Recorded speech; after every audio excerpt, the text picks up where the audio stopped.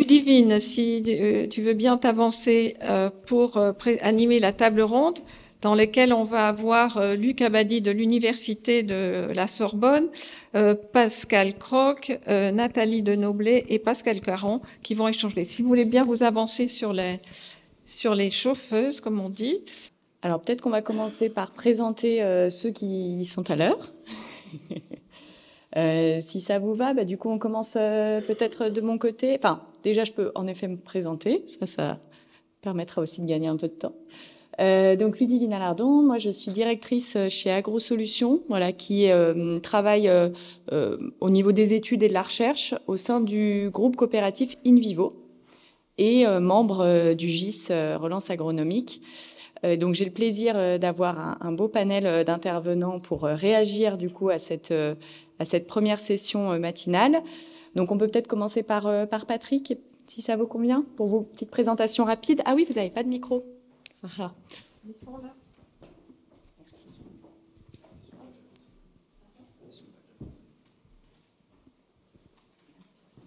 Merci. Merci Ludivine. Donc Patrick Caron, je suis géographe, chercheur au CIRAD. Le CIRAD, c'est l'organisme de recherche agronomique qui s'est spécialisé, public français, qui s'est spécialisé sur l'agronomie des régions tropicales. Et je pense que dans les commentaires par rapport à ce que j'ai entendu, je vais mobiliser deux autres fonctions que j'ai occupées ou que j'occupe. La première, c'est que j'ai été président de 2015 à 2019 d'un groupe d'experts de haut niveau, c'est le titre exact, du Comité des Nations Unies pour la sécurité alimentaire mondiale. Donc je regardais plutôt l'échelle internationale. Et puis le deuxième, c'est que je suis actuellement vice-président du CGIAR, à ne pas confondre avec un sigle proche, qui est un ensemble de centres de recherche agricole tropicale. On peut continuer, merci beaucoup. On continue avec Pascal. Bonjour à tous, je suis Pascal Cros, agricultrice, c'est mon métier, je n'en ai pas d'autre, en Charente-Maritime. Je suis aussi impliquée dans la gouvernance de Tram, dont parlait Éric Charbonnier tout à l'heure quand il se présentait comme directeur de cette association nationale qui nous permet d'accompagner et encourager les actifs agricoles à prendre soin d'eux, mais aussi les conseillers, les accompagnateurs, tous ceux qui gravitent autour d'eux, comme disait mon collègue tout à l'heure. Et avec cette double casquette, mais surtout de mon métier d'agricultrice que je vais pouvoir témoigner aujourd'hui. Merci Pascal. Et enfin Nathalie. Bonjour, donc Nathalie Denoblet. Moi je suis climatologue au laboratoire des sciences du climat et de l'environnement sur le plateau de Saclay. Je fais de la modélisation du climat et je travaille sur les projections du changement climatique. Je m'intéresse surtout à la façon dont l'occupation des terres va moduler ou accentuer certains effets du changement climatique, donc par la redistribution de l'eau et de l'énergie, pas tellement par les cycles biogéochimiques.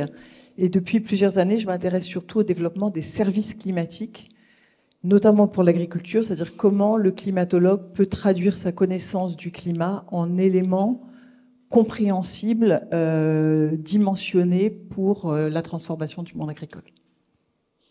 Merci. Nathalie, vous pouvez garder le micro parce que c'est vers vous que je me tourne pour cette première question. Alors justement, en tant que climatologue, est-ce que vous confirmez les trajectoires qui ont été présentées sur la première partie de l'intervention ? Alors, j'ai pris plein de notes. En fait, la première chose sur laquelle je voudrais réagir, c'est que vous avez dit le changement climatique, c'est plus fort chez nous que chez les autres. C'est faux.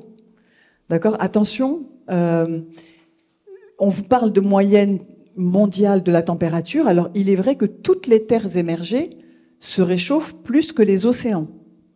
Donc, la moyenne annuelle, quand on vous dit 1,2 degré de réchauffement mondial, c'est 1,6 ou 1,9 sur les terres et c'est 0,8 sur les océans. Donc, la France faisant partie des terres émergées, elle se réchauffe plus vite que le globe. Mais elle ne se réchauffe pas plus vite que d'autres régions du monde. D'accord ? Notamment parce que nous, on est sous l'influence d'une circulation océanique d'ouest extrêmement prononcée. Donc, on a la fraîcheur des océans, enfin la relative fraîcheur des océans. Donc il ne faut pas dire que la France se réchauffe plus vite que d'autres zones du monde. Surtout si vous dites ça à des gens qui vivent au Canada, pour lesquels la température est à plus 5 degrés pour certains lieux, alors que nous, on est à plus 1,9. Voilà. Donc ça, c'est juste un petit point que je voulais dire. Ensuite, alors le plus 4 degrés, c'est quand même intéressant de savoir d'où il vient. Parce qu'en plus, on vous parle, le secrétariat général à la planification écologique, qui continue d'exister, sauf erreur de ma part, vous parle de plus 2 degrés quand on parle d'atténuation au niveau mondial, et puis de plus 4 degrés quand on parle d'adaptation, et puis c'est au niveau régional. Donc c'est un peu compliqué. En fait, en réalité, ces chiffres, ils tombent pas de n'importe où. Vous avez les intentions affichées des gouvernements. Celle-là, c'est chaque gouvernement qui, au moment des COP28, arrive avec ce qu'il peut faire. Si vous mettez ça bout à bout, vous arrivez pratiquement à ne pas dépasser 2 degrés de réchauffement à l'échelle mondiale en 2100. En réalité, si vous, par contre, vous vous basez sur tout ce qui est déjà engagé dans les différents pays du monde, et donc ce qui est en train d'être mis dans les textes de loi, etc., donc non pas les intentions, mais vraiment ce qui est engagé, vous arrivez à 3 degrés de réchauffement au niveau mondial, ce qui fait 4 degrés en France. Donc le 4 degrés en France, il ne tombe pas de n'importe où, c'est un travail entre les climatologues et les ministères pour traduire les actions qui existent vraiment de par le monde et pour voir où elles nous emmènent. Donc le plus chaud qu'on puisse avoir, si on fait déjà ce qui est engagé et qu'on n'arrive pas à faire plus, c'est 3 degrés. Donc c'est 4 degrés au niveau français. C'est comme ça que ce calcul a été fait et c'est pour ça que l'adaptation a pris ça comme limite au niveau national. Alors 4 degrés, c'est pas toujours facile à savoir. Alors, un exemple que je donne souvent à mes étudiants, c'est qu'entre un monde glaciaire, il y a 21 000 ans, avec 120 mètres du niveau marin en dessous de celui d'aujourd'hui, avec la grotte, on pouvait rentrer dans la grotte Costaker à pied. On avait 3 kilomètres de glace sur l'Angleterre, le Canada, l'Alaska. C'est 4 degrés de moins qu'aujourd'hui. Enfin, que l'époque pré-industrielle. Donc c'est un monde qu'on ne connaît pas. Donc 4 degrés de plus, c'est un monde qu'on ne connaît pas. Bon, là, on parle de 3 degrés, pas de 4 degrés de plus à l'échelle mondiale. Mais ça, c'est important aussi de se dire qu'on va vers quelque chose qu'on ne connaît pas. Après, si on veut s'ancrer sur des choses qu'on a déjà vécues, on peut prendre 2022. Alors, en termes pluviométriques, 2022 n'est pas du tout emblématique de ce qui va se passer au niveau du changement climatique. C'est une anomalie qu'on attribue à rien du tout. En termes de température, par contre, c'est tout à fait pertinent de s'intéresser à 2022. 2022 était impossible si notre climat était celui du début du XXe siècle. C'est une année, un extrême qui ne se serait jamais produit. D'accord ? Avec le climat que nous avons aujourd'hui, il ne vous a peut-être pas échappé qu'en juin 2022, Météo France a réajusté ses normales climatiques, qui sont maintenant de 1991 à 2020. Donc quand on vous dit en météo, on a 2 degrés ou 3 degrés plus chaud que la normale maintenant, elle a été réajustée en 2022. Donc sur ce climat normal d'aujourd'hui, 2022 est une année qui pourrait avoir un temps de retour de une fois tous les 30 ans. Donc déjà, on est passé de impossible à une fois tous les 30 ans. Et si nous atteignons plus 4 degrés à l'échelle française, 9 années sur 10 seront plus chaudes que 2022. 9 années sur 10 seront plus chaudes que 2022. Donc ça permet quand même de dimensionner du vécu et de se projeter par rapport à ça. Alors évidemment, 4 degrés, c'est une forme de climat stable. Je caricature, mais c'est une moyenne qu'on appelle une moyenne climatique. Là-dedans, on a une variabilité interannuelle et tous les gestionnaires de risque vous diront que finalement, quand on s'adapte à un risque, le risque, il est calculé avec des événements qui ont une période de retour soit de 50 ans, soit de 100 ans. Donc, dans un monde à 4 degrés, c'est quoi le risque avec un temps de retour de 50 ans ou de 100 ans? Et ça, ce sont des années à 5,5 ou 6 degrés Celsius. Donc, encore plus chaudes. Et ce qui va nous intéresser, ce sont les étés, puisque les étés en France se réchauffent plus vite que l'année. Et donc, c'est les étés aussi qui sont assez critiques. Et donc, en termes de risque, un été avec un temps de retour tous les 50 ans, c'est un été à plus 8,4 degrés Celsius. Et avec un temps de retour tous les 100 ans, c'est un été à pratiquement 9 degrés Celsius de réchauffement supplémentaire. Donc c'est ça qu'il faut qu'on vise quand on parle d'une France à 4 degrés. Et je pense qu'aujourd'hui, alors moi j'ai créé un groupe régional d'expertise avec Luc Abadi sur le changement climatique et la transition écologique pour l'Île-de-France. Il existe des groupes comme ça à peu près dans toutes les régions de France aujourd'hui, sauf dans 2 régions.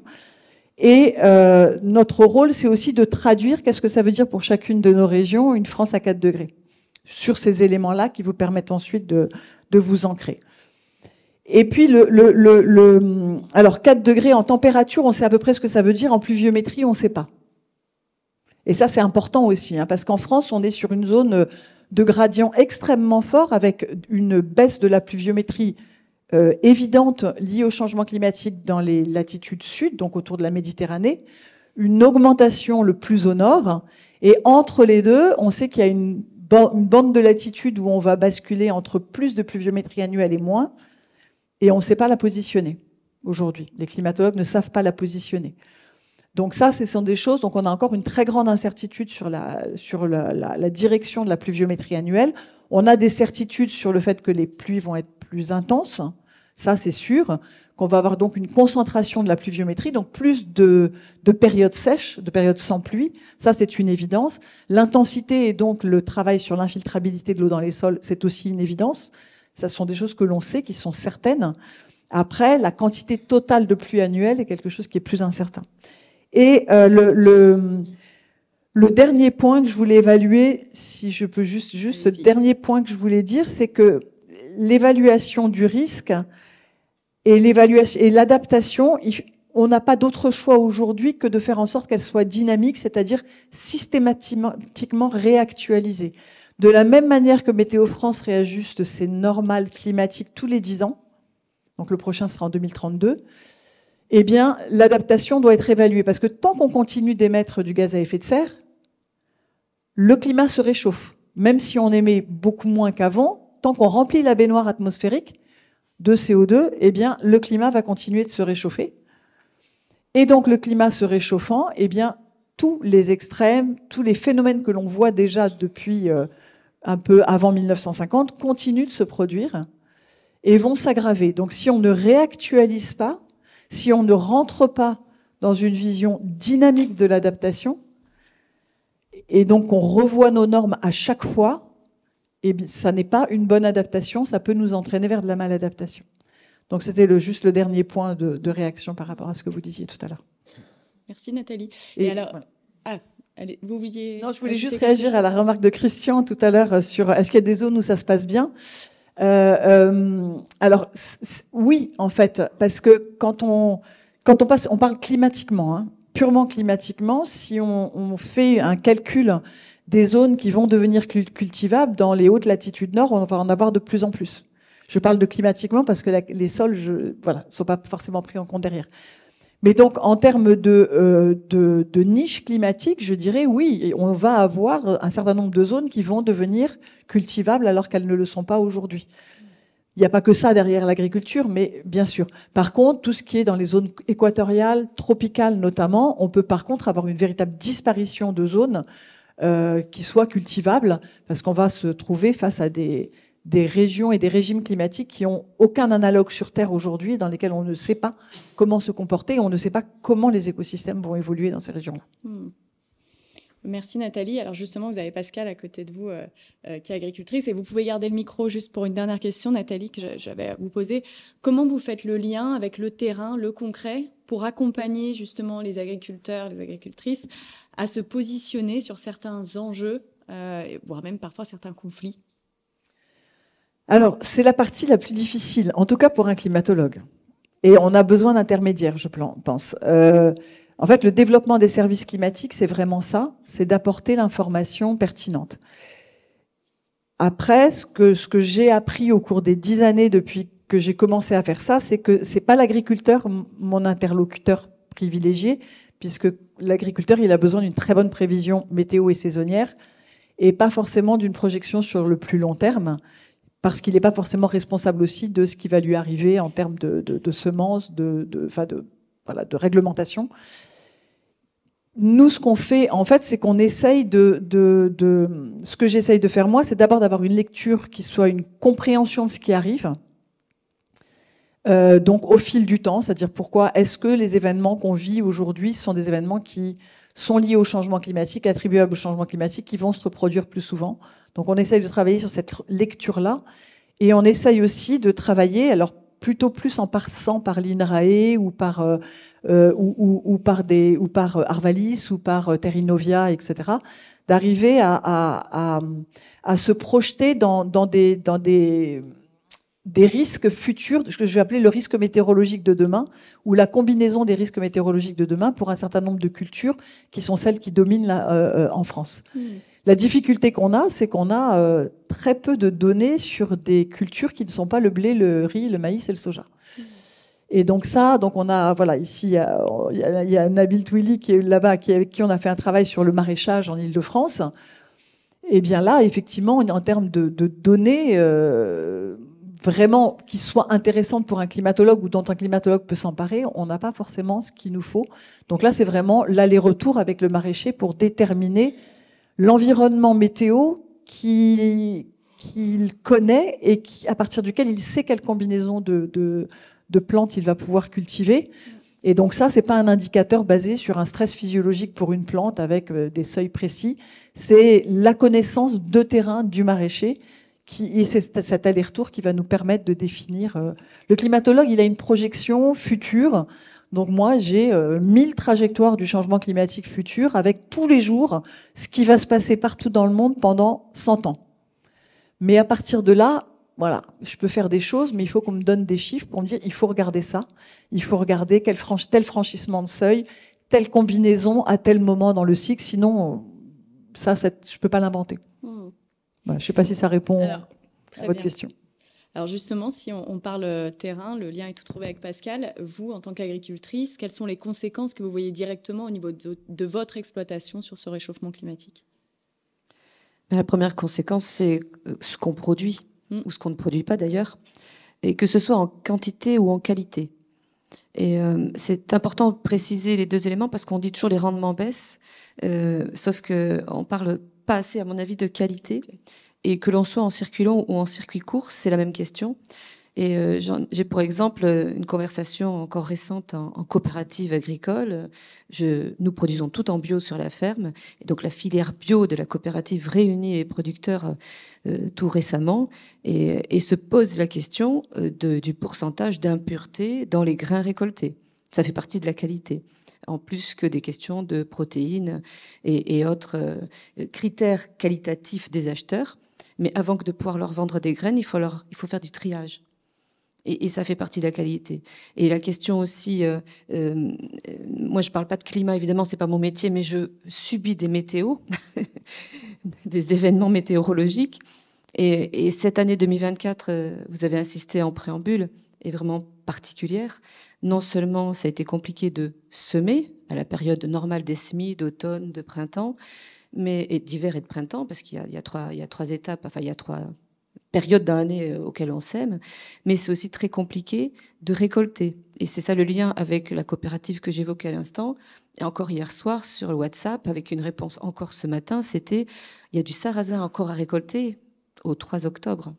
C'est quand même, et des centaines d'hectares de tournesol dans mon secteur, sans parler des maïs. Et la question majeure, c'était que les silos soient ouverts ce week-end. Sauf que là, on se confronte à la nécessaire pause que doivent prendre les salariés employés dans les silos et confrontés à la météo qui, peut-être, on nous annonce de la pluie lundi ou mardi. Donc, si on récolte pas vendredi ou samedi et qu'on ne sèche pas dans les 24 heures, je reviens à ma question de qualité. Donc, ça, c'est vraiment les premiers impacts que nous, on peut avoir à la production, mais en lien aussi avec les acheteurs. Et j'insiste qu'on soit en circuit long ou en circuit court, puisque nous, sur la ferme, on a les deux types de débouchés et qu'on fait progresser la proportion vendue en circuit court. La question est la même. Je ne peux pas vendre ma lentille avec des cailloux. Alors, il y avait un débat tout à l'heure. Est-ce qu'on peut valoriser de la lentille ? Bon, j'ai des petites idées à vous soumettre là-dessus. Voilà. Donc ça, c'est le premier impact. Alors, cet impact-là, il est quantitatif, qualitatif, il a un lien fort avec les questions économiques, évidemment, le modèle économique des fermes. Hein. Si on ne produit pas en quantité, en qualité, on ne vend pas, donc on a un chiffre d'affaires qui est insuffisant pour couvrir nos charges, qu'elles soient de structure ou qu'elles soient opérationnelles. Mais évidemment, c'est totalement lié avec l'impact des événements météorologiques dans un contexte de changement climatique qui fait que l'agronomie devient un sujet crucial, que la question de l'eau, qu'elle soit en trop grande quantité quand elle tombe du ciel ou qu'elle soit en trop faible quantité, ce sont des éléments très, très importants. Et effectivement, 2022, c'était une année où tout le monde s'arrachait les cheveux et tous ceux qui n'avaient pas d'eau, comme chez nous, on n'a pas d'irrigation, se disaient, ben voilà, mon système, il est en place comme ça depuis 30 ans, on n'a jamais eu d'eau sur la ferme. Est-ce qu'on pourra un jour, est-ce qu'on pourra continuer comme ça, alors que les questions d'irrigation sont quand même aussi très sensibles sur la question du partage de l'eau, en quantité comme en qualité aussi d'ailleurs. Donc voilà, et cette année, c'est le contraire. Cette année, la question, c'était de savoir quand on va semer. Et il y a un troisième élément qui est un impact vraiment important pour nous. Donc, moi, je suis sur une ferme qui est 100% végétale, 100% bio, et entre terre et vigne. C'est-à-dire que nous produisons sur 18 hectares de vignes du vin pour cognac, du jus de raisin, et sur les 94 hectares qui sont en terre arable et en rotation, nous produisons toute une gamme de légumes secs, huiles vierges et céréales. Et sur la partie grande culture, j'oserais vous dire, que ce soit nous ou le collègue entrepreneur avec lequel nous travaillons, malheureusement d'ailleurs, on est beaucoup perché sur un tracteur. Donc les conditions climatiques, enfin météorologiques, c'est surtout est-ce que le sol est assez ressuyé pour pouvoir passer des outils de travail du sol, pour pouvoir passer des semoirs. En viticulture, que je connais moi, mais c'est la même chose en arboriculture, en maraîchage, la question majeure, c'est la pénibilité du travail à pied, dehors. Et là, on touche les limites de la main-d'œuvre en place, que ce soit des salariés agricoles, que ce soit des agricultrices et des agriculteurs, ce sont des êtres humains qui, quand ils passent tout un hiver comme 2023-2024, dehors à tailler sous des trompes d'eau, c'est pas possible. Ça n'est plus possible. Non seulement personne n'a plus envie de le faire, ça ne peut pas être appétissant pour des nouveaux, pour des prochains, pour des gens qui se pencheraient sur la production. Je rejoins la remarque de mon collègue tout à l'heure, et pas simplement de former des conseillers. Mais ce n'est pas possible, ni mentalement, ni pour le corps. Et là, sur ma ferme, comme dans le groupement d'employeurs auquel j'adhère, et comme la plupart des collègues qui m'entourent, et on en parle régulièrement à Tram, la question, ce sont les impacts sur le corps, et en particulier les troubles musculo-squelettiques.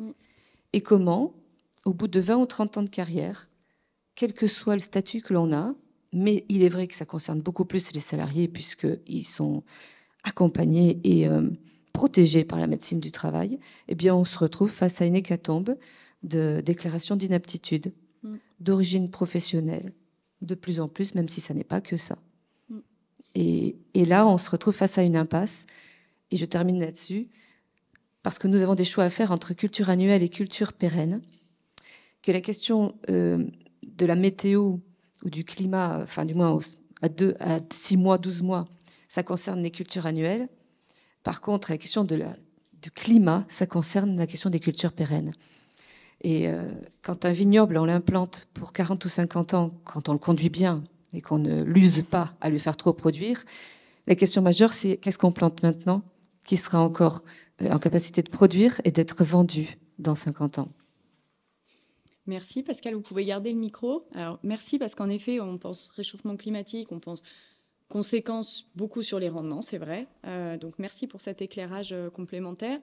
Et vous, sur votre exploitation, qu'est-ce que vous avez mis en place justement pour vous adapter alors on en discutait encore hier ou avant-hier, mais voilà, notamment pratique agricole, mais aussi ce modèle économique, parce que je crois que vous avez aussi revu votre circuit de distribution. Et ça nous fera bien le lien avec Patrick.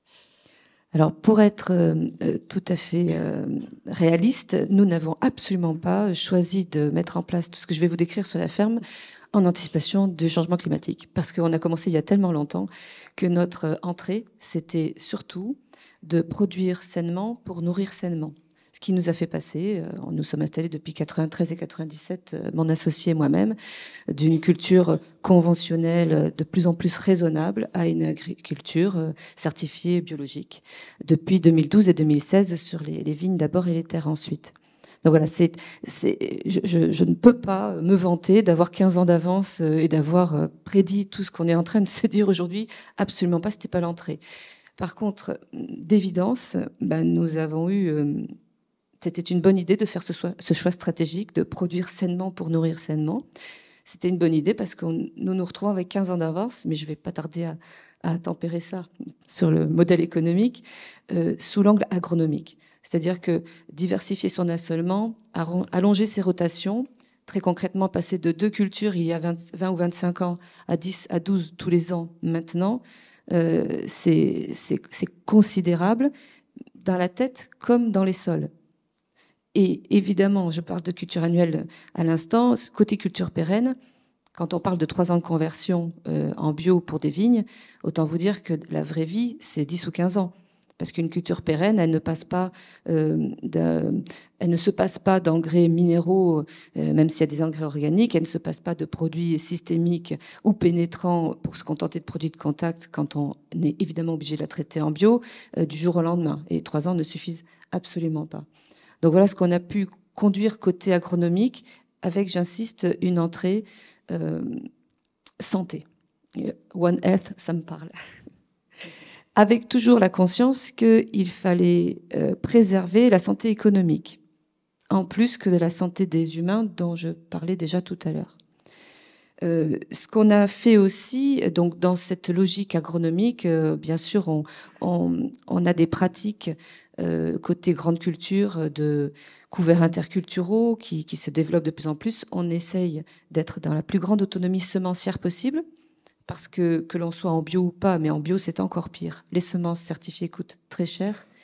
Et un de nos leviers, parce qu'il y a des semences certifiées qu'on ne peut pas contourner, c'est de produire un maximum de semences sur la ferme. Côté viticulture, notre développement de biodiversité, elle passe par comment on conduit la vigne. C'est-à-dire, est-ce qu'on cultive à 100% le sol? Est-ce qu'on enherbe à 100% le sol? Est-ce qu'on laisse un couvert tout l'hiver comme en grande culture?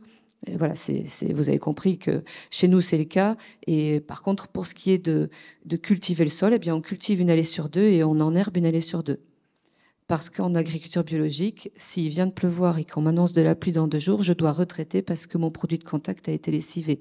Si je cultive mon sol à 100%, mon tracteur ne roulera pas. Ce n'est pas possible. Et autre élément, côté humain, si on marche dans la boue toute l'année, en plus que d'être sous la pluie, on ne passe pas 6 mois de saison viticole. Donc la bande enherbée dans nos vignes, elle est aussi là pour que le sol soit porteur, non seulement pour les tracteurs, mais aussi pour les personnes qui travaillent à pied. Et je vous passe toutes les stratégies de tonte différenciées pour ne tondre que là où on marche, pour que ça soit plus facile de marcher, et laisser les pourtours de vignes, ce qu'on appelle nous les tournières, enherbées tout l'été, pour qu'il y ait des fleurs, donc des abeilles et autres pollinisateurs. Voilà ce que nous, on peut faire. Et ce qu'on a déjà mis en place depuis très longtemps maintenant et qu'on essaye d'améliorer. On a la chance quand même dans notre paysage d'avoir beaucoup de bois et on est en Saintonge romane et il y a des vignes, des grandes cultures, des bois. On n'est pas dans le nord de la Charente-Maritime, dans l'Aunis, qui a beaucoup arraché, même s'il y a des replantations de haies et avec des grandes cultures à perte de vue. Côté économique, en lien avec cette diversification agronomique et alimentaire, nous avons choisi de ne pas quitter les circuits longs. Nous adhérons toujours à 2 coopératives pour cela, mais de développer depuis 2008 beaucoup, ça fait donc 15 ans vraiment, des ventes en circuit court. Et donc c'est là où tout le travail de développement de nos graines peut trouver une valeur ajoutée, mais en découvrant un autre métier qui est celui de transformateur, commerçant, commercial et autres systèmes de traçabilité. Merci Pascal. Donc ça faisait bien le lien, je disais, avec Patrick. Voilà, si vous pouvez, merci. Donc Patrick, justement, la relation entre changement climatique et souveraineté alimentaire, si on se projette un petit peu dans 20 ans pour la France et puis pourquoi pas pour l'Europe. Alors déjà, avant de m'aventurer sur ce sujet complexe, je voudrais juste remercier le GIS pour l'invitation et surtout pour organiser un tel espace de discussion dont on a tellement besoin. On a organisé un autre événement sur un autre sujet il n'y a pas longtemps et on a vraiment besoin aujourd'hui d'espace sécurisé où on peut prendre des risques.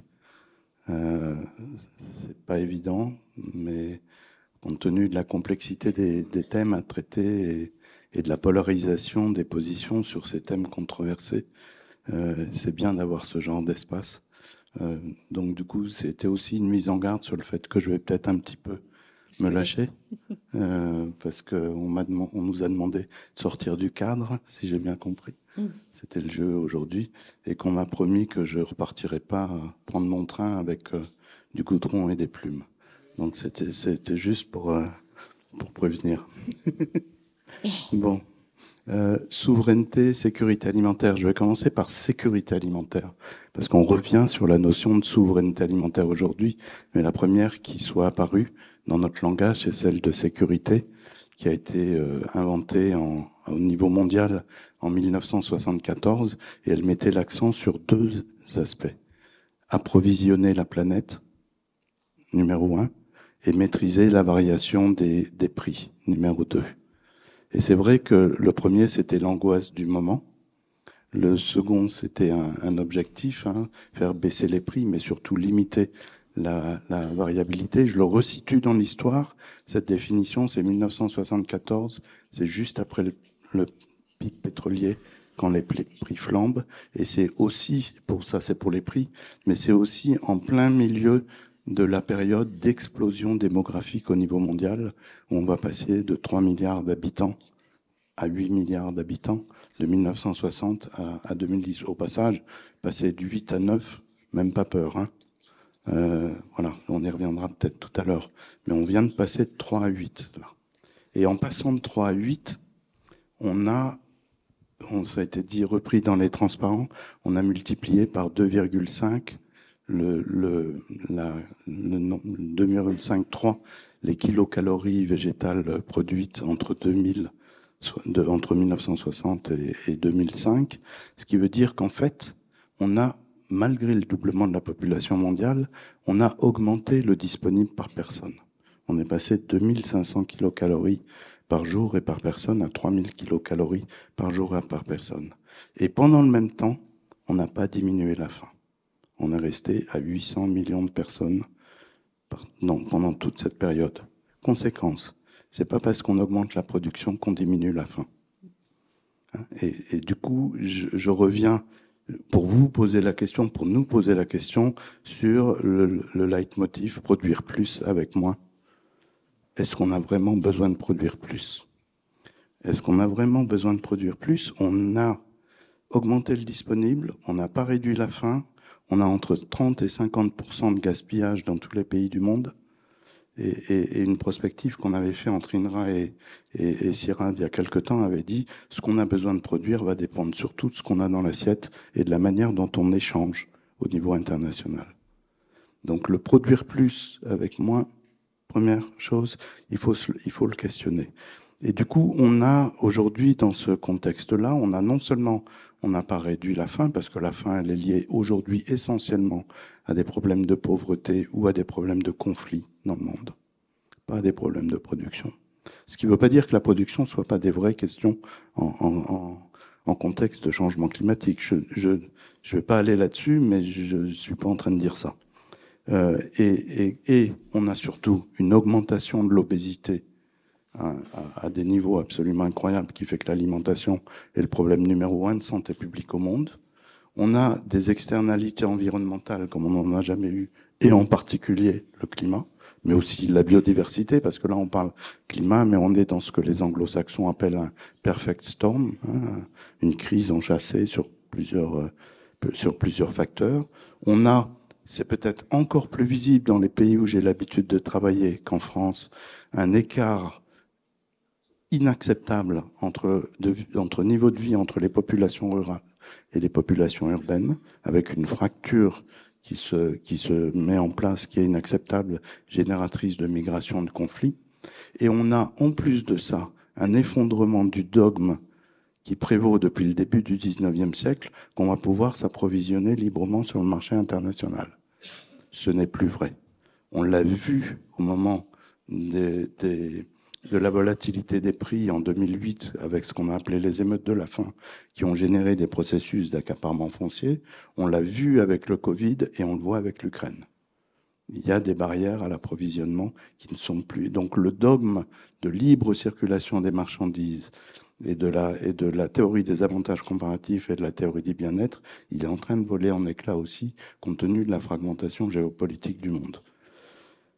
Alors dans tout ça, on voit arriver deux autres concepts. Celui de système alimentaire qui est plutôt analytique, c'est-à-dire comment on repense, c'est la définition de Malacide 93, sur la manière dont les hommes s'organisent pour accéder pour produire et accéder à la production, à la consommation. Comment l'alimentation est finalement au centre de toutes ces équations complexes. Et pas uniquement de cette relation linéaire et bimodale de « je produis plus pour pouvoir alimenter ». Elle est au centre des enjeux de biodiversité, de climat, de dégradation des sols, d'emploi et de création d'emplois décents, de stabilité politique, territoriale et politique. Et voilà, je peux continuer. Et on voit que l'agriculture et l'alimentation sont des points d'entrée vers le développement durable. Hein, ces fameux 17 objectifs du développement durable. Donc on a, et c'est pas par hasard qu'il y a 3 ans, le secrétaire général des Nations Unies a convoqué un sommet des Nations Unies sur les systèmes alimentaires, pas sur l'alimentation. Justement parce que l'alimentation est au cœur de tous ces enjeux. Et le deuxième, c'est dans le contexte de fragmentation politique qui est le nôtre, c'est le retour de la question de la souveraineté et de la souveraineté alimentaire. Le terme n'a pas échappé, en particulier le fait qu'il est aujourd'hui même dans le nom du ministère.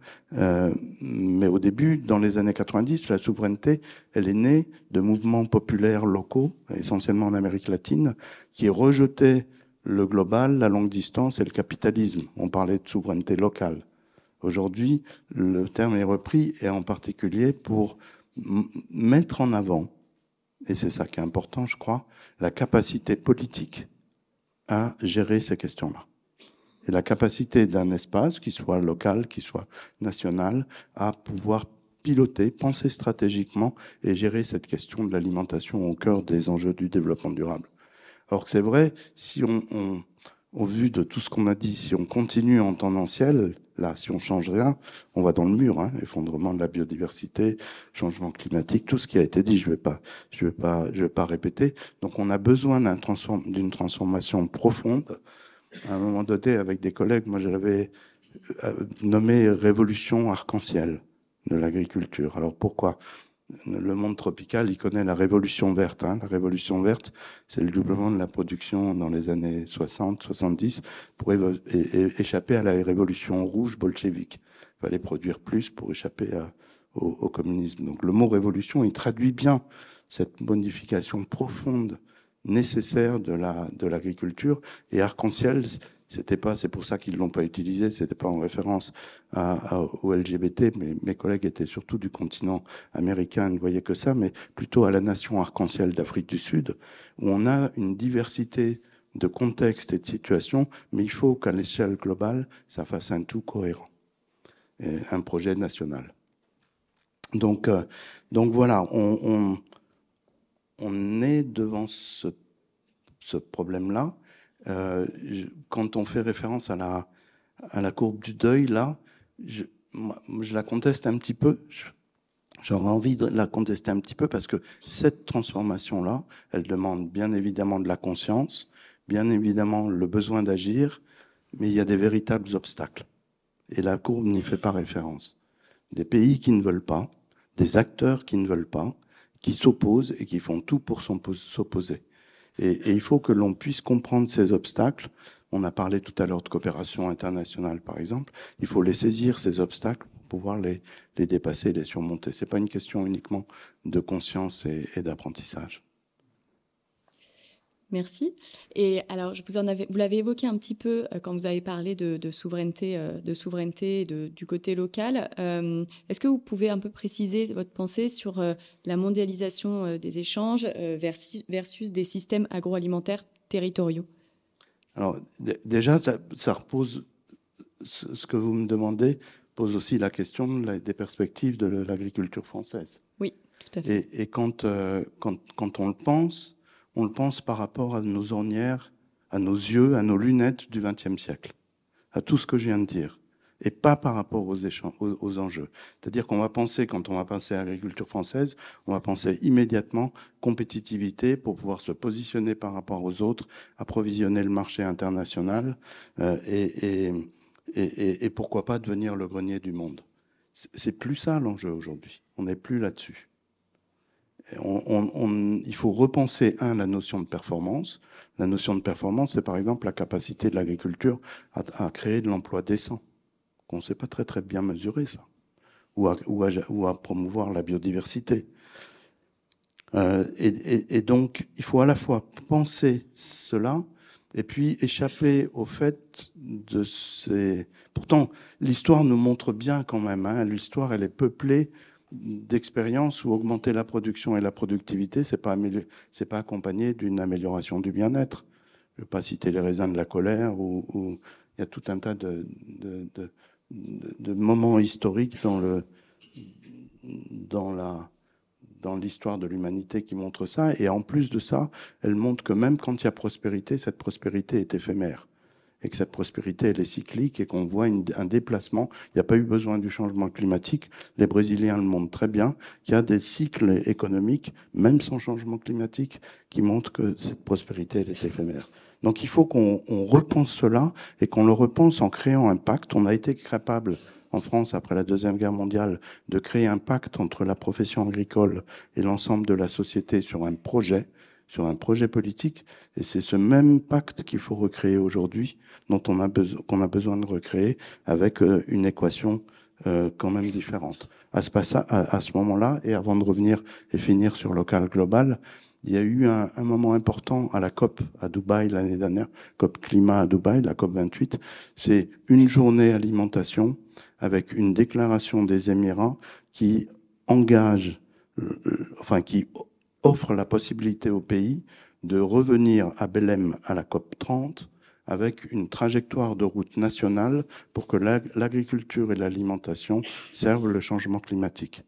Donc rendez-vous en COP 30. Et ça, ce pacte-là, cette construction-là d'une agriculture et d'une alimentation qui porte un projet politique comme celui-là, il faut qu'on arrive à les faire vivre. Alors local, global, on a vu dans les transparents qu'ils n'étaient pas antinomiques.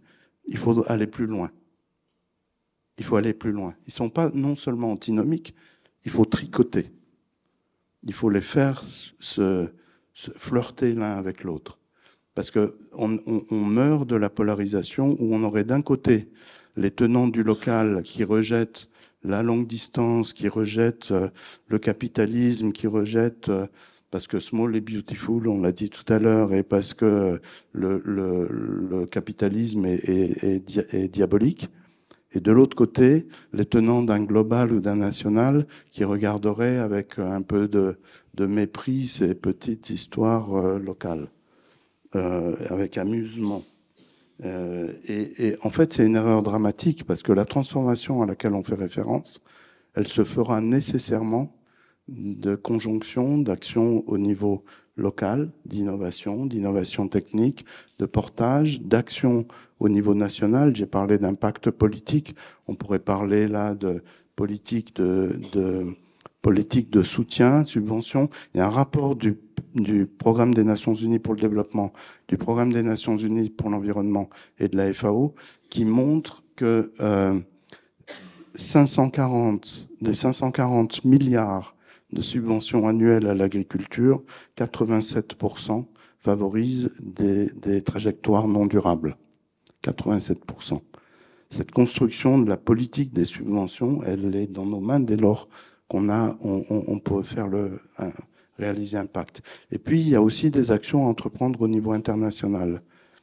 Le grand sujet en ce moment dans les communautés internationales, c'est ce qu'on appelle la mesure effective du coût de l'alimentation et qui montre que on ne paye, c'était dit dans les transparents, on ne paye que 1/3 du coût de l'alimentation, dès lors qu'on tient compte de toutes les externalités.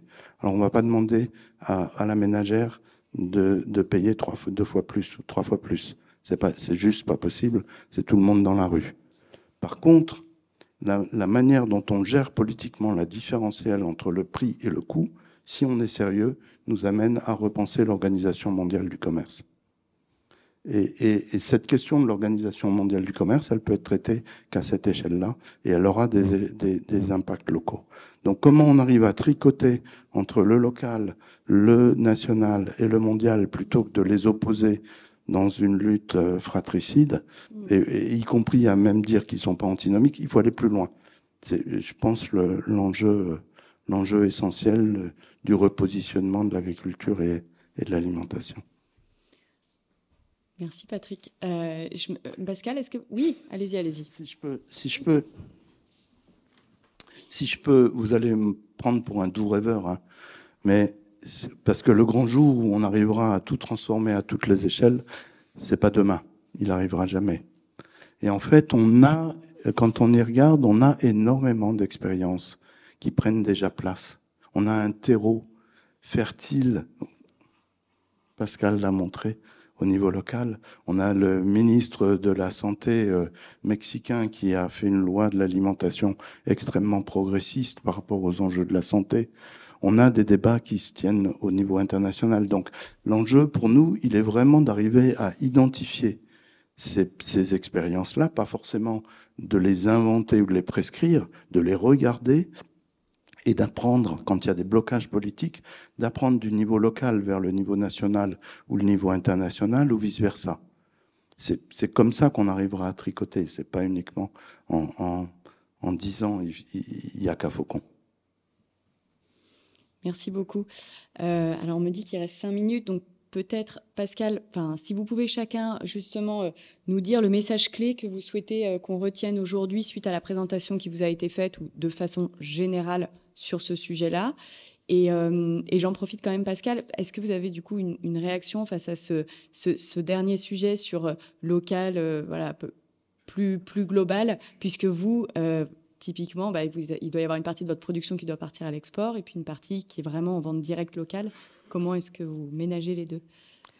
C'est un choix stratégique parce que c'est pas parce que c'est petit que c'est mignon, comme on dit, on est d'accord. Mais pour autant, ça a de la valeur, le contact avec le consommateur.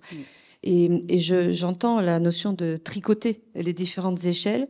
Et du coup, moi, je suis devant vous une productrice de cognac et le cognac s'exporte à 98%. Donc, si je rejetais la planète, sachant que le cognac est en train de s'effondrer et que de toute façon, le problème existe déjà, évidemment que sur une ferme comme la nôtre, voilà, on ne peut pas rejeter l'exportation.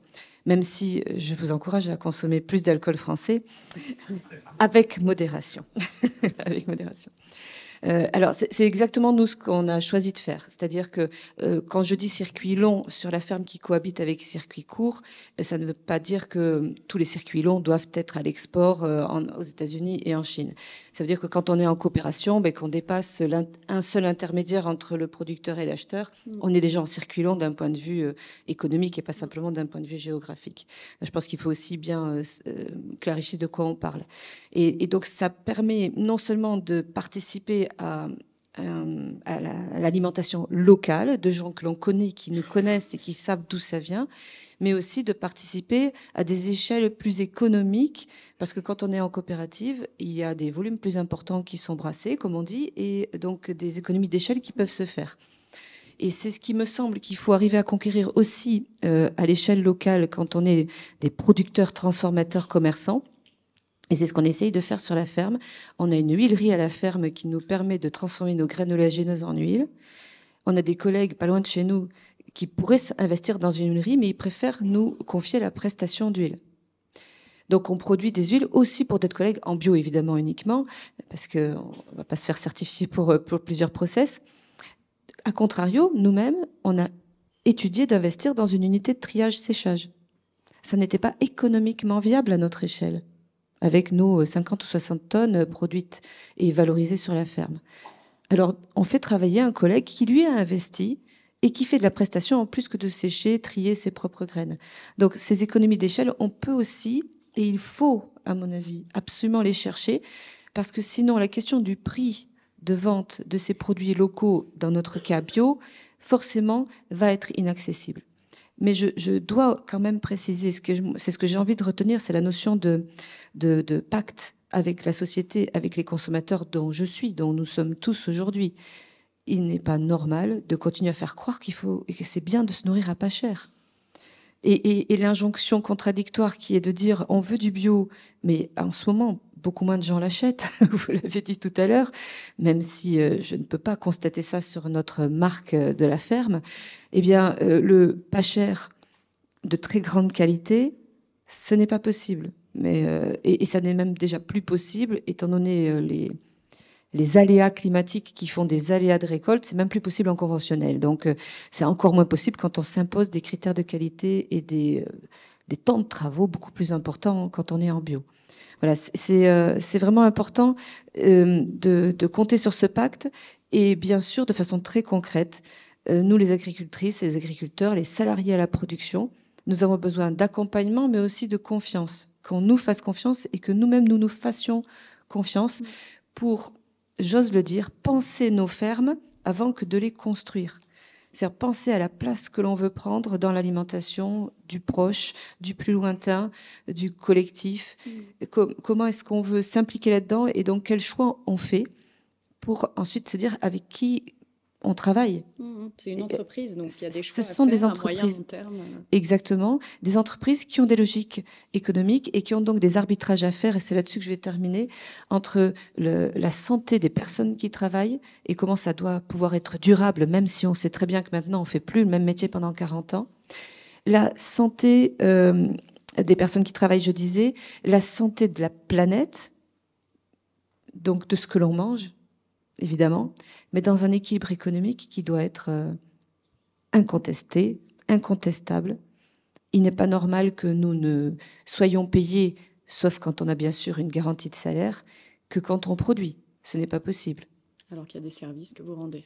Voilà. Donc, si la rémunération des travailleurs est uniquement liée aux quantités produites, alors que les quantités produites sont en train d'être fragilisées, de fait, il n'y aura plus de conseillers en agriculture. Je rejoins la remarque de mon collègue encore une fois, parce qu'il n'y aura plus ni d'agriculteurs, ni de salariés agricoles, ni de gens à la production, parce que ça ne sera plus viable, vivable, durable.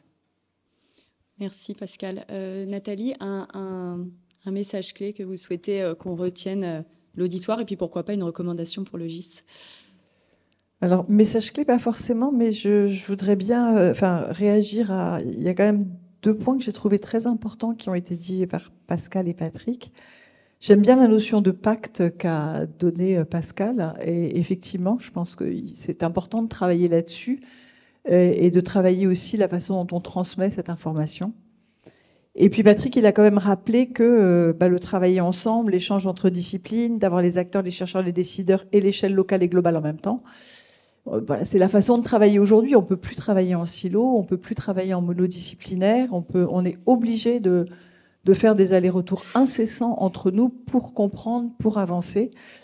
Et après, le dernier point qu'on n'a pas évoqué, mais peut-être que c'est ce que vous allez faire cet après-midi, c'est sortir du tout cérébral, hein, ce que j'appellerais le tout cérébral, parce que voilà, cérébralement, on sait bien fonctionner, on a plein d'idées, mais après, c'est quoi les courroies de transmission qui nous permettent d'arriver à l'action elle-même et à la concrétisation?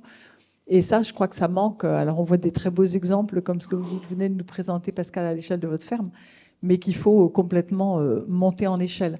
Donc, voilà. Et après, sinon, sur la partie purement climat, je pense que la seule chose qu'il faut garder en tête, c'est cette notion d'adaptation qui doit être profondément dynamique et être réactualisée en permanence. Ça, c'est quelque chose qui est indispensable. Merci Nathalie. Et un dernier mot aussi pour Patrick. Avant mon message, si je peux très rapidement juste réagir 2 choses. Je ne voudrais pas qu'il y ait de malentendus. Je milite moi aussi pour le local. Hein. Quand je l'ai caricaturé tout à l'heure, c'était pour montrer et mettre en avant la polarisation. Mais je pense aux vertus du local, même si le local démontre des limites, qu'il n'est pas toujours plus durable en toutes conditions, etc., etc. Mais ça, c'est un autre sujet. Mais je voulais juste qu'il n'y ait pas de malentendu sur ce que j'ai dit. La deuxième chose, qui n'est pas non plus au cœur du sujet, mais par rapport à ce que vient de dire Nathalie, on a organisé récemment un événement où on essaye de faire travailler ensemble les experts du GIEC, d'IPBES, donc ce serait le GIEC pour la biodiversité, le HLPE que j'ai cité tout à l'heure sur l'alimentation. Il y a un nouveau panel One Health qui a été créé à l'occasion de Covid. Et en fait, chacun est dans son couloir de nage. Et donc, par rapport au sujet dont on parle ici, arriver à les faire travailler ensemble pour atterrir à des échelles différentes et en contact avec le politique, c'est vraiment, il y a vraiment un enjeu là de travail collaboratif sur l'expertise. On a appelé ça le processus de Montpellier. C'est juste un coup de pub parce que je suis de Montpellier, parce qu'on l'a fait à Montpellier, mais maintenant, voilà, la prochaine étape, on va en parler à Cali pendant la COP Biodive et à Belém pendant la COP Climat la prochaine fois, parce qu'on a besoin de ça. Et c'était pas tellement ça mon message. Moi, ce que je vois avec attention et satisfaction, c'est cette trajectoire du déni à l'action qui est intéressante, parce que si je la reprends historiquement, vraiment le coup de semonce, c'est le rapport Longue portée de l'élevage en 2006 porté par la FAO qui pointe les 18% de gaz à effet de serre produits par l'agriculture comme responsable majeur du changement climatique. Et à partir de ce moment-là, pendant 10 ans, là pour le coup, c'était vrai, on pouvait pas, le monde agricole ne pouvait pas aller dans le monde, dans les enceintes environnementales sans risquer le goudron et les plumes, et le monde environnemental ne pouvait pas aller chez les agriculteurs sans risquer les œufs et les tomates à minima. Et depuis 2013-2014, en particulier avec l'accord de Paris sur le climat, mais surtout ses suites, mais encore dans l'accord, il n'y a pas grand-chose sur agriculture et climat. Mais depuis cette période-là, on évolue. Donc cette journée, elle est vraiment intéressante, justement pour arriver à sortir de ces polarisations excessives qui nous empêchent de traiter les problèmes. Mais mon message, il serait là. Ces ruptures-là, ces blocages-là, ces oppositions, il faut absolument qu'on trouve des espaces pour en parler, comme aujourd'hui, parce qu'on va dans un monde totalement inconnu, et si on ne se donne pas la capacité et d'en parler et d'apprendre d'initiatives, de toutes les initiatives et du foisonnement d'initiatives qu'il y a un peu partout, on n'arrivera pas à s'adapter. Ben, c'est une bonne transition, Patrick. Donc maintenant, la parole est à la salle pour les questions que vous souhaitez poser aux intervenants. À la fois Jean-Paul. Merci. Alors j'avais une question à poser à Nathalie, et deux questions. Alors la première, c'est est-ce qu'on a une idée aujourd'hui de l'impact du changement climatique sur le Gulf Stream et l'impact que ça pourrait avoir sur le climat de l'Europe de l'Ouest en particulier? Et puis ma deuxième question, c'est quand on parle des terres cultivables, est-ce qu'on a une idée globalement de la perte de terres cultivables, et est-ce qu'elle est compensée ou pas par le gain ou des opportunités de terres que l'on peut recultiver? Voilà. Bon, alors le Gulf Stream, c'est vrai que c'est une forme d'arlésienne. En fait, l'Europe n'est pas plus chaude à cause du Gulf Stream, elle est plus chaude parce que le grand jet à 12 km d'altitude, le vent franchit les Rocheuses, redescend, et que le vent qui nous arrive, il vient du sud de l'Atlantique. Donc le Gulf Stream, il sera là, toujours là, et il va pas changer. Enfin, je veux dire, il aura des variations comme il en a aujourd'hui, mais c'est pas un sujet par rapport au climat européen. Ensuite, alors au niveau des terres cultivables, il y a très peu d'études en fait, parce qu'en fait, on utilise finalement des modèles qui sont des modèles que les écologues utilisent beaucoup, c'est-à-dire des modèles de niche climatique, où on va définir finalement un cadre climatique dans lequel l'agriculture peut se produire. Donc c'est des nombres de jours en fait, quelque part, où on peut cultiver. Et ces choses-là qui ne regardent que l'atmosphère disent effectivement que le gain est potentiellement supérieur aux pertes.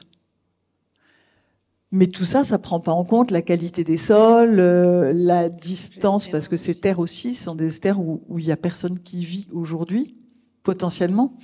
Donc ça veut dire que c'est des relocalisations de population. Enfin, c'est pas si évident. Donc Je me méfie un peu de ce genre d'études. Si météorologiquement c'est possible, ça entraîne quand même une réorganisation de la société, je pense, qui est de vérifier que le pH des sols nous permet de cultiver, qui est complètement qui n'a pas été pensé pour le moment. Donc il faut rester prudent là-dessus. Mais par contre, il y a très très peu d'études. En fait, ça intéresse pas tant les scientifiques que ça, manifestement. Donc il y a 4-5 papiers, mais pas grand-chose d'autre en fait. Oui, moi j'ai une question à poser à Monsieur Caron. Je voudrais le remercier pour la belle utopie, finalement, que moi je peux partager un peu, alimentaire, hein, qui nous a décrit. Alors, une fois qu'on la partage, on peut la challenger. Bon, déjà 850 millions de personnes qui souffrent de la faim. C'est pas neutre. Et est-ce qu'on peut balayer rapidement d'un revers de la main le fait que finalement, bon, il suffit de gommer finalement les guerres, alors qu'on en a plutôt un peu plus en ce moment qu'on en avait il y a 20 ans, et puis de dire il suffit que dans certaines zones on mange moins et le problème du produire plus il est réglé. Bon, point d'interrogation. Et puis deuxième point, surtout 2,3 milliards de personnes en insécurité alimentaire, dont une partie significative sévère. C'est des gens qui se lèvent le matin, qui, in fine, ont à peu près mangé ce dont ils avaient besoin le soir, et qui n'en ont aucune certitude quand ils vont se lever. Et puis, juste pour finir, rappeler que, y compris l'Union européenne, a de vraies dépendances alimentaires. On s'en est rendu compte pendant le Covid, on s'en est rendu compte au déclenchement de la guerre Russie-Ukraine, et il n'est pas exclu que, y compris le citoyen européen que nous sommes et qui pensons que nous sommes totalement à l'abri de ce phénomène de rupture de la chaîne d'alimentation, puisse nous arriver. Voilà, donc je challenge, on n'a pas besoin de produire plus en y mettant quand même un point d'interrogation, parce que, encore une fois, on a 3 milliards et demi de personnes pour qui, tous les matins, quand ils se lèvent, c'est un vrai sujet pour eux de manger à leur faim. Alors, merci de m'avoir soulevé ce point, parce que ça me permet aussi d'éviter d'avoir été mal compris. Les 800 millions de personnes qui souffrent de la faim dans le monde depuis 40 ans, c'est totalement inacceptable. J'ai pas voulu dire le contraire, hein, je l'ai pas balayé d'un revers de la main. Éthiquement, moralement, politiquement, non seulement c'est inacceptable, après, d'un point de vue même tout aussi important, ça met en péril les équilibres géopolitiques, les équilibres du monde, et on le voit tous les jours. Non, j'ai pas voulu du tout négliger ça. Alors c'est pas dans les 2,3 milliards ou quel que soit, c'est pas uniquement la sous-nutrition. Hein. Les chiffres d'insécurité alimentaire et de malnutrition aujourd'hui comportent 3 catégories qu'on appelle les fardeaux. Un, c'est les 800 millions de personnes qui souffrent de la faim, carences protéino-énergétiques. 2, ce sont les carences en micronutriments qu'on appelle la faim cachée, donc des carences en iode, en vitamine A, etc., qui génèrent des pathologies. Et 3, c'est le surpoids et l'obésité, avec toutes les conséquences cancer, maladies cardiovasculaires et diabète. Donc le chiffre global de malnutrition, il est celui-là. Et quand j'ai attiré l'attention sur le fait qu'il n'est pas uniquement la sous-nutrition, par ailleurs totalement inacceptable, c'est aussi parce que l'alimentation à bas prix, riche en sel, en sucre et en graisse, est aussi aujourd'hui un facteur d'insécurité alimentaire sur des maladies chroniques qui fait que c'est le problème numéro 1. Ce que j'ai dit tout à l'heure, mais je l'ai dit en raccourci. Alors après, ce que je voulais dire moi tout à l'heure, c'est que l'augmentation de production ne résoudra pas ces problèmes de conflits et de pauvreté. Et on les voit s'accélérer. Et ils ne sont pas uniquement le monopole de certains pays de la Corne de l'Afrique ou de l'Afrique subsaharienne en général. On voit aussi la précarité alimentaire se développer en France, hein, et on le voit tous les jours. Donc voilà, c'est ça que je voulais dire et pas plus. Après, l'autre pendant de la question et du risque de pénurie auquel vous avez fait, je fais vite, du risque de pénurie auquel vous avez fait référence, il est lié effectivement à la manière dont on va réorganiser ou on organise les marchés. Je vais en donner juste un exemple par l'absurde. L'huile de palme, 80-90% de la production en Asie du Sud-Est, 80-90% de la consommation en Asie. Si on le bannit en Europe, aucun effet sur l'organisation de la filière. J'ai pris cet exemple par l'absurde pour dire sont en train de se produire et de se réorganiser des circuits d'échange au niveau régional qui tournent le dos au rêve d'organisation mondiale du commerce qu'on a vécu à un moment donné. Et les conflits régionaux qu'on est en train de vivre et de voir montrent ça.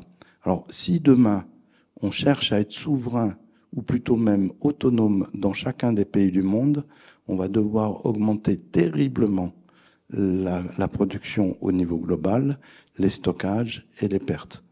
Et donc, on ne résoudra pas les autres problèmes qui sont ceux, en particulier, de l'empreinte environnementale. Donc, c'est pour ça que j'essayais de lier production, consommation et organisation des échanges. C'est là un point extrêmement important. Bonjour, Clémence Voreux, donc toujours du Shift Project. Merci beaucoup pour cette table ronde passionnante et le côté enjeux croisés. Je pense que ça a permis de me montrer énormément des enjeux soulevés par ceux dont on parle aujourd'hui. Moi, j'avais peut-être une question tout court et une question qui me semble avoir pas été abordée. La première, c'est qu'on parle beaucoup des enjeux socio-économiques internes à la France qui sont soulevés par ces questions de transformation du système.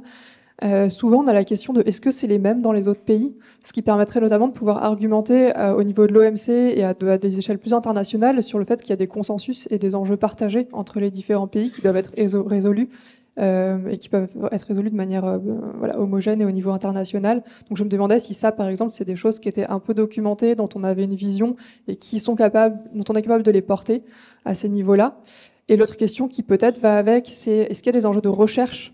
On a parlé des enjeux de physique qui sont plutôt bien documentés, j'ai l'impression, à l'échelle mondiale sur ce qui nous attend, alors avec évidemment une grosse part d'incertitude. Mais est-ce qu'il y a des enjeux notamment autour des politiques publiques et des enjeux de recherche plutôt socio-économiques, politiques, qui manquent, qui mériteraient d'être creusés, soit au niveau national, voire au niveau supranational? On n'a pas beaucoup parlé d'Europe dans cette table ronde. Peut-être que c'est pas si pertinent que ça, même si on en parle beaucoup. Voilà, et je me demande s'il y a aussi des enjeux côté recherche. Ça a un petit peu été évoqué dans le cadre du livret présenté aujourd'hui, le lien entre la recherche et les agriculteurs, donc à un niveau très concret de l'agronomie. Mais au-delà de ça, est-ce qu'il y a des enjeux de recherche aussi, selon vous, à accentuer pour pouvoir œuvrer en faveur de cette transition? Merci.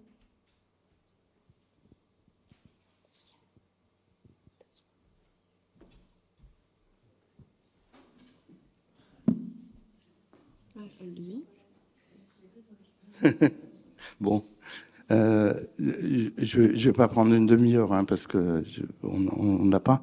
Bon, la première chose, c'est ce que je disais à la fin, c'est on va dans un monde inconnu.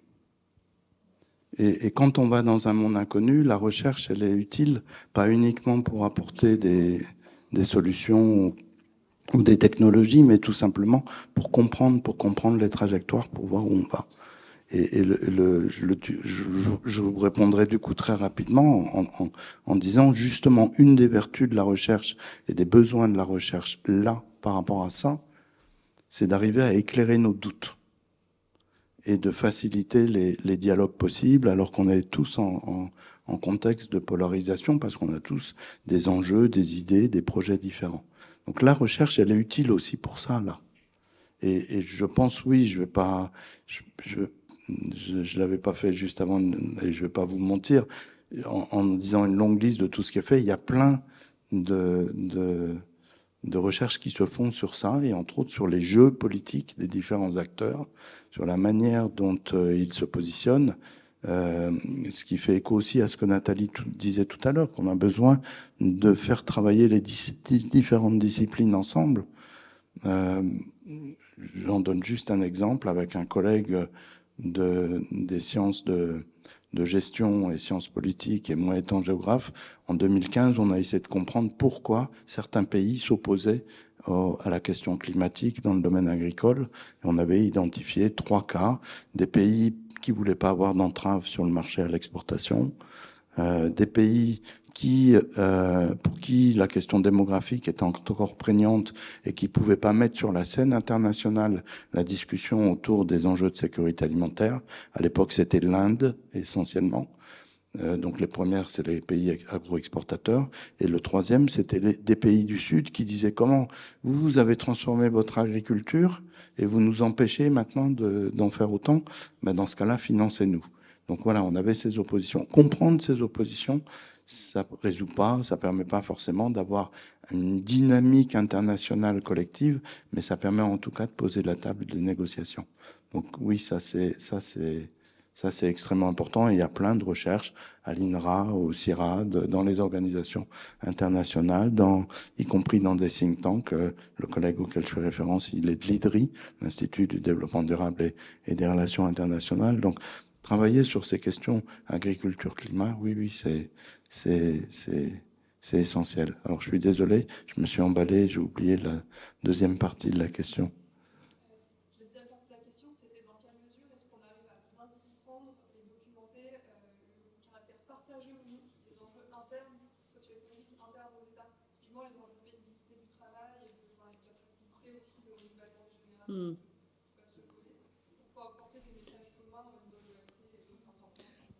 Peut-être la question étant assez large, on va la privilégier pour le déjeuner, si ça vous va. Et peut-être prendre une question complémentaire. Je crois que monsieur attend depuis. Ouais, je suis là. Coucou, bonjour. Bon, j'ai l'impression que c'est que des questions pour Patrick. Et c'est en lien avec, en plus, c'est en lien avec ce qui vient d'être évoqué. Tout à l'heure, tu évoquais de s'appuyer sur les exemples locaux pour changer d'échelle, pour construire sur ces bases-là. Mais d'un autre point de vue, j'ai l'impression que les dynamiques de décision publique et des dynamiques démocratiques sont très différentes selon qu'on change d'échelle, qu'on soit à une échelle territoriale, qu'on soit à une échelle nationale ou supranationale. Ce qui est quand même quelque chose qu'on a vu hier dans des ateliers avec des chercheurs en sciences humaines et sociales qui témoignaient de dynamiques avec les collectivités territoriales qui n'avaient rien à voir avec ce qui se passait au niveau national. Et donc, je ne sais pas dans quelle mesure on peut effectivement changer ces échelles-là. Alors, c'est pour ça que je parlais d'arc-en-ciel et pas de... Moi, je rejette complètement l'expression changement d'échelle. Il n'y a pas de changement d'échelle. On passe pas d'une échelle à l'autre comme ça. C'est le but de la question. On apprend d'initiatives pour repenser les actions à conduire à une autre échelle. Et alors que ce soit supra ou infra. C'est comment apprendre de ce qui se passe d'une politique nationale pour penser des dynamiques locales et mettre en place au niveau d'une métropole, au niveau d'un territoire, au niveau d'une commune, et vice-versa. Comment on apprend d'une initiative d'une métropole pour construire et bâtir une politique nationale qui ne traitera pas des mêmes sujets, qui ne traitera pas des mêmes enjeux, mais qui prendra en compte la manière dont ça peut être conduit au niveau local pour en faire son beurre. Là, ce qu'on va faire à Cali, dans 3 semaines à la COP, c'est justement de présenter des études de cas. Alors, il y aura, par exemple, au niveau local, il y aura Montpellier, São Paulo et Cali, qui vont présenter, et on va faire parler des acteurs gouvernementaux nationaux et des acteurs de la scène internationale pour dire qu'est-ce que vous en pensez, qu'est-ce que vous en retirez et qu'est-ce que ça vous fait faire. Et on va faire l'exercice inverse. Mais le changement d'échelle, c'est pas possible. Toute expérience et initiative locale est par définition irreproductible. Oui, bonjour, c'est plus peut-être pour Patrick et pour Pascal, peut-être plus. Vous êtes au courant que il y a un nouveau ministre de l'Agriculture, une nouvelle ministre de l'Agriculture, et que du coup la loi qui s'appelait Pacte, loi d'orientation et d'avenir.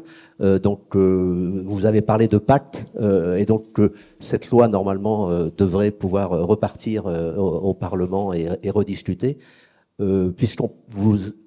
Est-ce que dans la question du pacte, par rapport à l'idée que vous faites du pacte, est-ce que, si vous connaissez un peu la loi qui était discutée déjà à l'Assemblée au printemps, est-ce que vous auriez une recommandation pour revoir un peu ce qu'il y a dans la loi, ou est-ce que vous considérez que finalement elle devrait répondre, si elle n'est pas trop transformée par le nouveau Parlement, elle devrait répondre aux attentes que l'on peut avoir et aux besoins qui s'expriment aujourd'hui.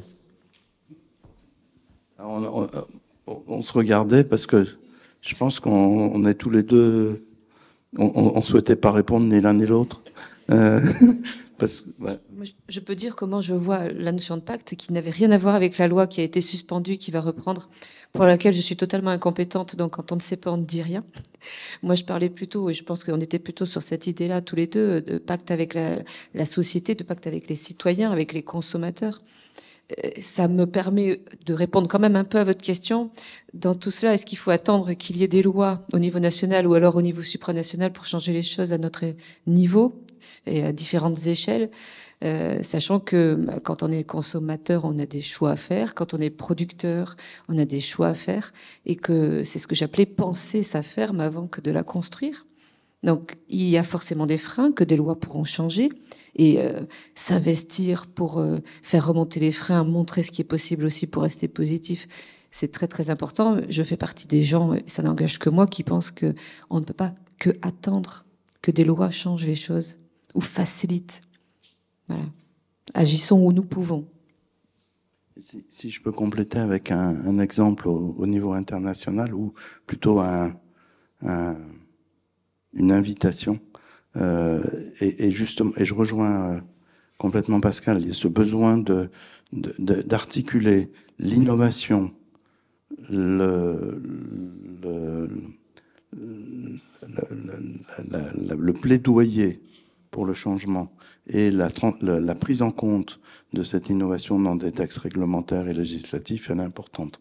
Donc c'est vraiment sur cette articulation qu'il faut travailler, indépendamment du dispositif législatif français que je connais trop mal, donc je ne vais pas aller là, mais au niveau international, j'aurais voulu le dire là tout à l'heure pour les questions de subvention, on a été capable au XXe siècle de penser des dispositifs internationaux de régulation du commerce par rapport à des enjeux. Un des exemples, moi je suis vétérinaire de formation initiale, c'est la fièvre afteuse. On peut exporter ou on ne peut pas exporter selon qu'on est indemne de fièvre afteuse. Il n'y a aucune raison technique aujourd'hui pour laquelle on ne pourrait pas faire la même chose par rapport à des critères de durabilité des formes d'agriculture ou d'alimentation. Mais ça nécessite un pacte. Alors là, pour le coup, au niveau international, puisqu'on touche à la réglementation du commerce, ça pourrait être au niveau local, ça pourrait être au niveau national. On a besoin de ces formes d'action collective qui, à un moment donné, sur la base d'un problème à résoudre, font que les acteurs se mettent ensemble d'accord et dépassent leurs oppositions et leurs polarisations pour le faire. Oui, je reviens sur la vision dynamique qu'a évoquée Nathalie tout à l'heure, là, que je partage complètement. Et je me disais, c'est compliqué de se projeter en faisant bouger plusieurs choses à la fois. C'est complexe, voilà. Et je voulais quand même savoir, Patrick et Nathalie, qu'est-ce que vous pensez de l'évolution de la matrice démographique et de la matrice liée au changement du climat ? Est-ce que ça crée de nouvelles zones de tension encore plus fortes dans le monde qu'aujourd'hui? Et quelles conséquences ça peut avoir? Vous parlez de l'augmentation de la population par rapport au climat. En fait, on a démontré qu'il y a une décorrélation totale. En fait, la question du climat, c'est les émissions. Et donc, c'est les pays les plus riches qui sont les plus émetteurs. 45% de la population mondiale émet moins de 15% des émissions mondiales de gaz à effet de serre. Et c'est ceux chez lesquels la dynamique démographique augmente.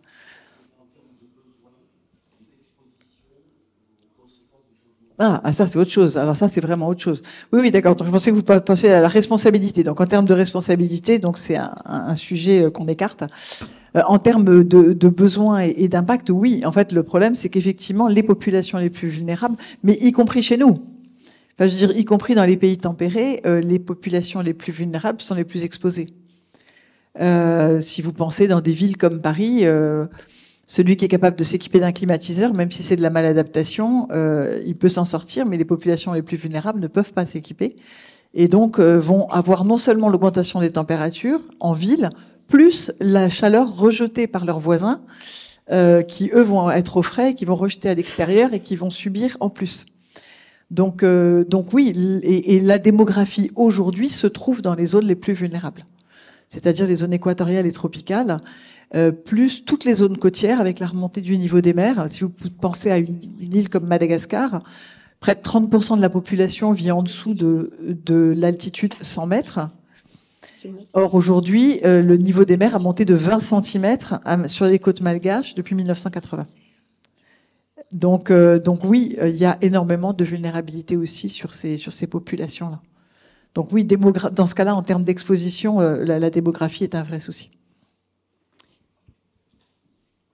Et au niveau des chiffres mondiaux, la transition démographique, elle est déjà terminée sur l'ensemble de la planète, sauf en Afrique.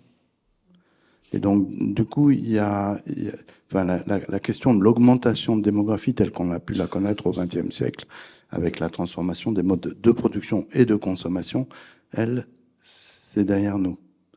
Sauf l'Afrique. Et donc, il ne faut pas voir, enfin, c'est pas uniquement notre responsabilité d'Européens, c'est une responsabilité mondiale de voir l'Afrique et la situation africaine sous le même angle que les autres, et encore moins sous l'angle d'une trajectoire qui se répéterait. Ce serait dramatique. Parce qu'en fait, et si on regarde d'un point de vue agricole et économique, l'Afrique, elle est dans une situation qu'on n'a jamais connue ailleurs dans le monde. Parce que la transition démographique est 2 fois plus violente. Multiplication par 10 de la population en 150 ans, alors qu'elle a été multipliée par 10 en 250 ans au niveau de la planète. 2, parce que il n'y a pas d'effet migratoire massif majeur comme on a pu le connaître avec les colonisations ou avec la découverte de l'Amérique sur les autres continents. 3, parce qu'on est pris dans un étau où l'industrialisation ne va pas s'opérer à court terme, comme elle a pu s'opérer en Europe, alors que on est en plein pic démographique. Donc il y a une véritable question alimentaire et d'emploi qui se pose avec une équation complètement différente de ce qui s'est passé ailleurs sur les autres continents. Et ça, du coup, alors c'est indirect ce que je dis là, mais ça, du coup, ça va avoir des effets migratoires, conflictuels majeurs. Je ne parle pas des migrations intercontinentales, surtout les plus importantes sont des migrations des campagnes vers les villes ou des migrations intra-pays ou vers des villes intermédiaires ou d'un pays africain à son voisin quand il y a des conflits. C'est là qu'il y a le gros des migrations. Et là, on a effectivement une situation démographique et climatique très spécifique en Afrique qu'on ne connaît pas ailleurs. Christian, et puis ensuite on passera au déjeuner. Merci beaucoup. Je voulais faire le lien entre la fièvre afteuse qu'a mentionné Patrick et puis les villes mentionnées par Nathalie. Les villes vont global, enfin 70% en Europe des gens vivent en ville, et les villes dans des pics de chaleur, ils ont des dômes et il fait encore plus chaud. Tu mentionnais la fièvre afteuse, elle n'a existé, enfin il y a eu des décisions mondiales sur la fièvre afteuse comme il y en a eu sur la santé des plantes au début du XXe siècle, que parce qu'en fait il y a eu des crises généralisées. Est-ce que c'est pas le fait que les villes vont devenir tout d'un coup invivables à l'occasion de situations extrêmes et où avec des mortalités gigantesques, voilà, qui va faire prendre conscience faire émerger une sorte de prise de conscience globale qui va amener à un mouvement que Patrick t'appelle de tes voeux. Et c'est vrai à la fois sur nos pays dits développés, ou sur des très grandes villes comme Lagos, qui en plus aura les pieds dans l'eau, certes dans l'eau chaude, mais ça sera compliqué. Et donc, est-ce que c'est pas ça le mouvement qui, à un moment donné, fait que l'ensemble de pays, de collectifs bascule et arrive en fait à passer au-delà de ce que certains grands opérateurs, soit les grands pays, mais soit aussi des grands acteurs qui disent mais tout compte fait, on va continuer à taper dans la gamelle, quoi.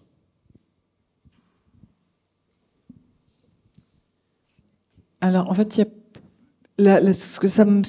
y a plusieurs effets. Effectivement, c'est quand on vit les événements extrêmes qu'on se rend compte de ce qui se passe, surtout quand on est, si le climatologue est capable d'expliquer la corrélation entre ce qui se passe et l'attribution au changement climatique.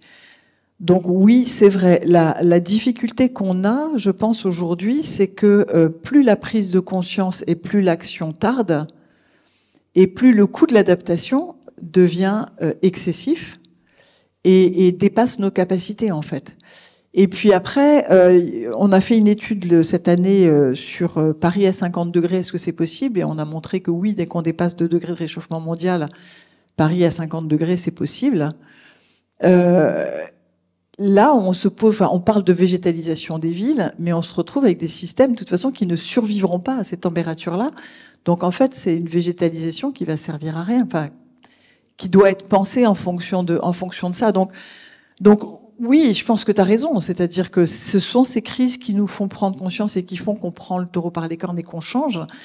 Mais je pense que la prise de conscience mondiale, alors à certains niveaux des décisions, on se rend compte que c'est pas encore le cas. Mais quand même, il y a une prise de conscience. C'est-à-dire qu'aujourd'hui, les grandes trajectoires de réchauffement maximal, les fameux, pour ceux qui font un peu de modélisation, les fameux RCP 8.5, on sait que c'est fini, ça va pas se produire. Tous les pays du monde ont déjà pris une trajectoire de réduction et ça se voit, ça se matérialise et ce sont des scénarios catastrophiques dont on ne parle plus, même si on continue de les modéliser parce qu'on a une inertie dans nos outils et dans notre travail. Mais voilà, donc ça, on est déjà sorti de là. Donc la prise de conscience, elle est là, l'action, elle a déjà démarré. C'est pour ça que tout à l'heure, je disais, au mauvais moment, parce que c'était trop tôt, mais valorisons les actions comme celles dont vous avez parlé, Pascal, qui sont effectivement, comme vous l'avez dit, c'était pas une action pour le climat au début, mais il s'avère qu'en fait, ça va être très utile aujourd'hui. Ces changements que vous avez faits, valorisons les actions et les crises, il faut vraiment les anticiper. Je crois que ce qui manque aujourd'hui, ça va peut-être répondre à une de vos questions sur la question de la recherche. Moi, je trouve que ce qui manque aujourd'hui, c'est la capacité de chiffrer les dommages et le coût de l'inaction. Même s'il y a quelques grands rapports, le rapport Stern et d'autres choses depuis, je pense qu'on est encore dans l'incapacité de chiffrer exactement le coût de l'inaction. Et tant qu'on n'aura pas vraiment démontré, surtout sur les gros acteurs, que ça va leur coûter beaucoup plus cher d'attendre que d'investir maintenant,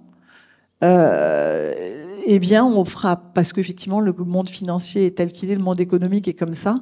Et ça, c'est pour moi la recherche et le chiffrage de ça. J'ai tendance à dire que les climatologues, leur boulot, c'est plus de faire des nouvelles projections de changement climatique, même si mes collègues me tapent dessus. Parce que en fait, depuis 1991, on dit toujours la même chose. Donc, il faut qu'on apprenne à territorialiser les effets du changement climatique pour qu'est-ce qui va se passer dans vos fermes, d'être plus précis là-dessus. Mais par contre, la grande tendance, on la connaît. Donc, je voyais le grand mot au début, incertitude. Ça me choque presque que le terme qui soit ressorti ce matin soit incertitude, en fait. Parce que on a tellement de certitudes que c'est pas ça le vrai problème. Enfin, j'ai pas l'impression que ce soit ça le vrai problème. Donc voilà, en termes de recherche, par contre, moi je pense qu'il faut, c'est les économistes en fait, qui doivent bosser et avec d'autres personnes, mais chiffrer le coût de l'inaction. Et au-delà, alors moi j'aime bien quand même le mot incertitude, parce que même si on a des certitudes, les certitudes génèrent des incertitudes sur les manières de faire, mais ouais. Il y a des certitudes et il y a des incertitudes. Ce qui est Christian, ce qui est sûr, c'est que le grand débat, il est sur notre capacité à être proactif et pas uniquement réactif. C'était la grille de lecture du Millennium Ecosystem Assessment. Et pour l'instant, l'histoire de l'humanité a montré que elle sait pas bien être proactive, qu'elle est beaucoup plus réactive, et que même quand on met sur la table la question de la proactivité, on est confronté et à la question de sa mesure ou des mesures des conséquences, et aussi à des intérêts divergents par rapport au court terme ou au long terme. Merci beaucoup. Alors voilà, on peut en effet applaudir nos intervenants. Merci pour le lancement, Véronique.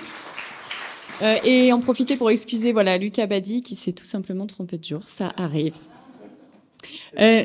C'est une incertitude, tout à fait, dans l'agenda. Merci encore à tous les trois. Merci à tous. On se retrouve donc à 13h45 ici pour poursuivre les échanges. Et le déjeuner se trouve dans la salle où on a pris le café ce matin. À tout à l'heure.